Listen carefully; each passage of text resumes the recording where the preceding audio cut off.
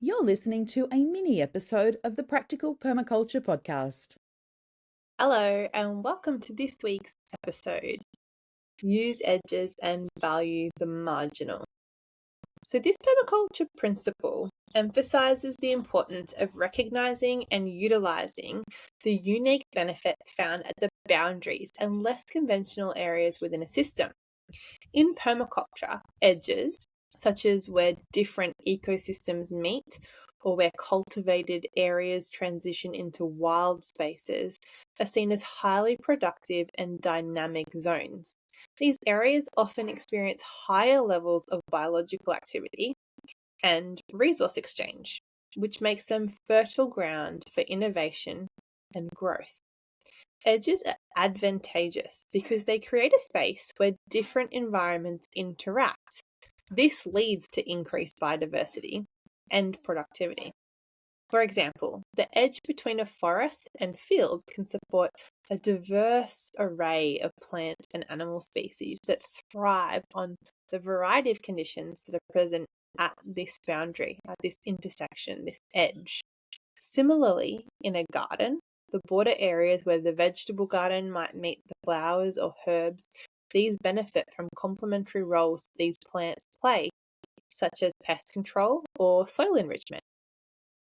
Valuing the marginal involves recognizing that spaces or elements that are often considered less valuable or less conventional can actually offer significant benefits.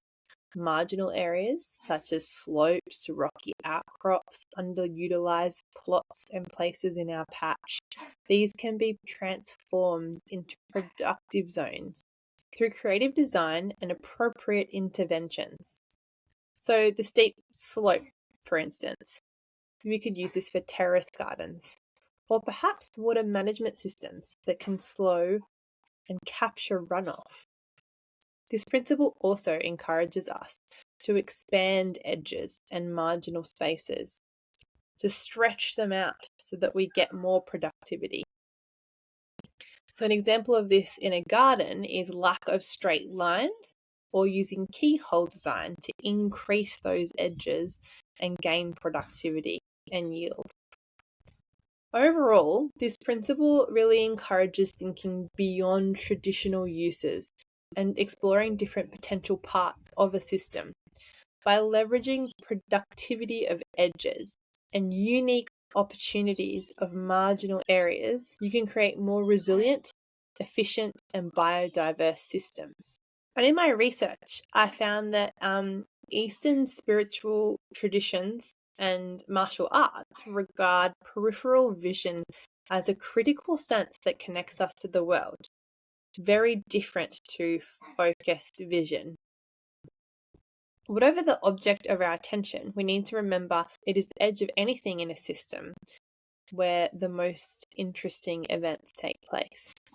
So design that sees edges as opportunities rather than problems are more likely to be successful and adaptable.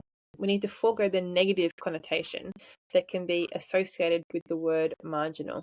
When we chatted to Hannah Maloney, she said to us that we should be moving those marginal people in our society to the middle of our thinking, and what an impact this would have on our social system and in decision making in our communities. The proverb that's used to talk about this principle is, don't think you're on the right track just because it is a well-beaten path. This reminds us that the most common, obvious, and popular thing is not necessarily the most significant.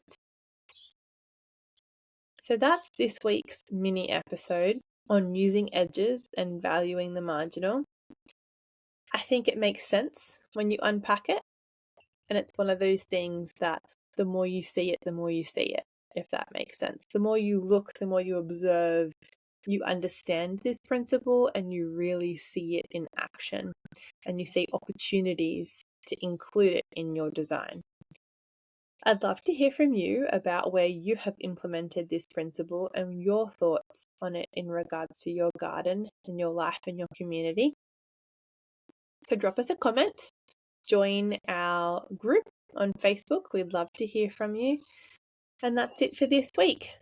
Join us on Friday for our long format episode and next Tuesday for another Permaculture Principle Unpacking. Bye for now.